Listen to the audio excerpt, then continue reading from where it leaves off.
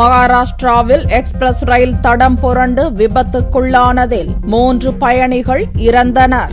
40க்கும் மேற்பட்ட பயணிகள் படுகாயமடைந்துள்ளனர். டெல்லியிலிருந்து கேரள மாநிலம் எர்ணாகுளம் செல்லும் மங்களா லட்சத்தீவு எக்ஸ்பிரஸ் ரயில் மகாராஷ்டிரா மாநிலம் நாசிக்கில் வெள்ளியன்று காலை சென்று கொண்டிருந்தது. காலை 6:20 மணிக்கு கோட்டி, இகாத்புரி ஆகிய ரயில் நிலையங்களுக்கு இடையில் சென்றபோது திடீரென தடம் புரண்டது.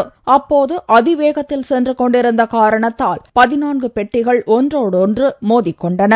விபத்து குறித்து தகவல் அறிந்ததும் ரயில்வே பாதுகாப்பு படையினர், போலீசார், தீயணைப்புத் துறையினர் என பல்வேறு அமைப்பினர் விரைந்து வந்து மீட்பு பணிகளில் ஈடுபட்டனர். இவ்விபத்தில் 3 பயணிகள் இறந்தனர். 40க்கும் மேற்பட்டோர் பலத்த காயமடைந்தனர். அவர்கள் நாசிக், கோட்டி, கசாரா பகுதியில் உள்ள மருத்துவமனைகளில் சிகிச்சைக்காக சேர்க்கப்பட்டனர். தடம் புரண்ட பெட்டிகளை கிரேன் மூலம் தண்டவாளத்தில் தூக்கி நிறுத்தும் பணிகள் முழுவீச்சில் நடந்து வருகின்றன.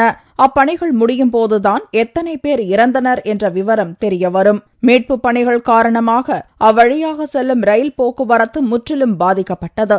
பல ரயில்கள் ரத்து செய்யப்பட்டுள்ளன. விபத்துக்கான காரணம் உடனடியாக தெரியவில்லை.